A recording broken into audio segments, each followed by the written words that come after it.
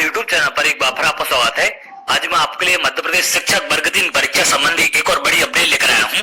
जैसा कि आप जानते हैं, वर्ग 3 का ऑफलाइन डॉक्यूमेंट वेरिफिकेशन खत्म होने वाला है, तो इसके बाद से आप लोग के लगातार कमेंट आ रहे हैं कि सर अंतिम चयन सूची कब तक जारी होगी। और कुछ लोग के यहाँ पर यह भी कमेंट है कि सर अंतिम चयन सूची किस प्रकार से बनाई जाती है, जिनके डॉक्यूमेंट सही पाए गए क्या सबका नाम अंतिम चयन सूची में आ जाएगा या फिर कैसे क्या अंतिम चयन सूची बनेगी। इसके साथ साथ कुछ लोग ये भी कमेंट करते हैं कि सर सेकंड काउंसलिंग से पहले क्या हम लोग को नियुक्ति मिल जाएगी या फिर सेकंड काउंसलिंग के बाद मिलेगी। तो इन सब के बारे में एक एक करके हम बात करेंगे। सबसे पहले अगर हम बात करें कि अंतिम चयन सूची किस प्रकार से बनाई जाती है, तो अभी जो आपका ऑफलाइन डॉक्यूमेंट वेरिफिकेशन हुआ है, ये 3 लिस्ट जो यहाँ पर जारी की गई थी, 2 है इसमें आपकी चयन सूची और 1 है आपकी प्रतीक्षा सूची।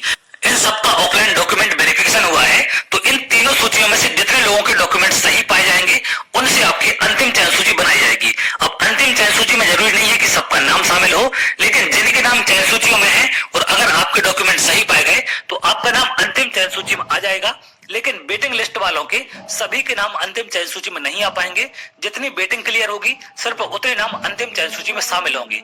तो इस प्रकार से आपकी अंतिम चयन सूची बनाई जाएगी, जो कि आपका अगला स्टेप है। इसके बाद आपकी अंतिम चयन सूची आने वाली है। अभी जो यहाँ पर सूचियां जारी की गई थी, इसमें एक शब्द लिखा है प्रावधिक। प्रावधिक का मतलब होता है प्रोविजनल, यानी कि 100% ये दावा नहीं कर सकते कि इन लिस्ट में नाम होने पर आपको नियुक्ति मिलेगी। जैसा कि आपने नोटिफिकेशन में भी देखा है, वहां पर भी आपको ये कहा जाता है कि इन सूचियों में नाम शामिल होने पर आप नियुक्ति का दावा नहीं कर सकते।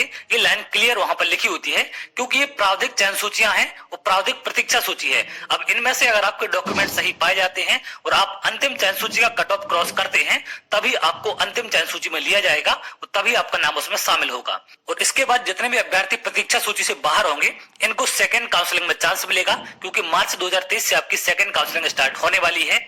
अब अगर हम बात करें कि अंतिम चयन सूची कब तक आ सकती है, तो मैंने आपको यहाँ पर जानकारी दी थी कि जिला स्तर पर सत्यापन होने के बाद आपके सभी डॉक्यूमेंट संभाग में भेजे जाते हैं।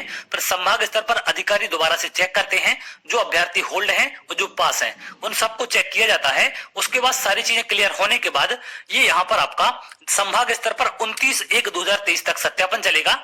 तो यहाँ पर आप मान के चलें कि जनवरी आपकी संभाग स्तर पर डॉक्यूमेंट वेरिफिकेशन में निकल जाएगी, क्योंकि 29/1 तक आपका वेरिफिकेशन चलेगा। उसके बाद ये डॉक्यूमेंट्स डीपीआई पहुंचाए जाएंगे, तो जनवरी आपका इसी में निकलने वाला है। तो संभाग स्तर पर सत्यापन खत्म होने के बाद जब डॉक्यूमेंट डीपीआई पहुंचेंगे, तो उसके बाद थोड़ा समय और लग सकता है, क्योंकि अंतिम चयन सूची बनाने में थोड़ा सा वहां पर समय लगेगा। और इसके साथ साथ वर्ग 3 परीक्षा को लेकर तमाम केस हाईकोर्ट सुप्रीम कोर्ट में लगे हुए हैं।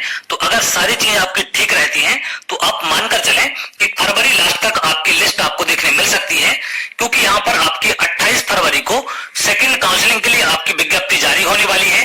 तो 28/2/2023 को आपकी विज्ञप्ति जारी हो जाएगी और मार्च 2023 में आपकी सेकंड काउंसलिंग स्टार्ट हो जाएगी, जिसके लिए नोटिफिकेशन जारी किया गया था और पहले इसके बारे में आपको जानकारी दे चुका हूं।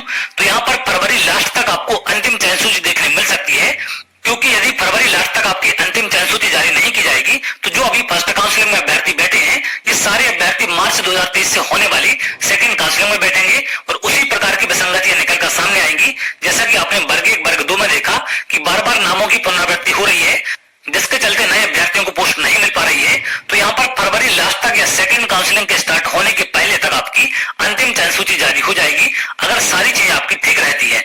जो कि कोर्ट वगैरह के मामले हैं, अगर उनसे कोई दखल नहीं होता है तो इसमें ज्यादा समय अब नहीं लगेगा, क्योंकि आगे चल के आपकी नई भर्ती परीक्षाएं भी आने वाली है वर्ग 1 वर्ग 2 की, तो उनकी तैयारियां भी की जा रही है, जिसके चलते वर्ग 3 प्रक्रिया में ज्यादा समय नहीं लगेगा।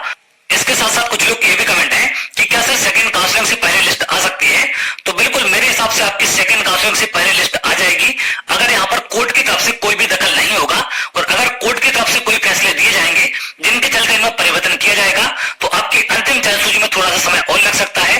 फरवरी से डेट आपकी आगे बढ़ सकती है, जिसके चलते यहाँ पर आपकी सेकंड काउंसलिंग भी आगे बढ़ाई जा सकती है, क्योंकि विभाग यहाँ पर ये गलती नहीं करेगा कि सेकंड काउंसलिंग के बाद आपकी लिस्ट दे। 100% है, उम्मीद ही लगाई जा रही है कि सेकंड काउंसलिंग के पहले ही आपकी लिस्ट जारी हो जाएगी, जिससे वर्ग 1 वर्ग 2 की तरह विसंगतियां निकलकर सामने ना आए और किसी के नाम की पुनरावृत्ति वहां पर ना हो, और जो आपकी सेकंड काउंसलिंग है उसमें नए अभ्यर्थियों को मौका मिले। तो उम्मीद करते हैं अंतिम चयन सूची को लेकर जो भी आपके डाउट थे सारे यहाँ पर क्लियर हो चुके हैं। अगर सारी चीजें आपकी नॉर्मल रहेंगी तो बिल्कुल फरवरी लास्ट तक आपको लिस्ट देखने मिल जाएगी, लेकिन अगर कोर्ट फैसलों का इस पर असर होता है तो ये लिस्ट की डेट आपकी आगे भी बढ़ सकती है। ये सारी चीजें कोर्ट पर डिपेंड करती है। तो चलिए आगे और जो भी अपडेट रहेगी मैं आपसे जरूर शेयर करूंगा। अगर आप ऐसी जानकारी चाहते हैं तो हमारे चैनल वीडियो मिलेंगे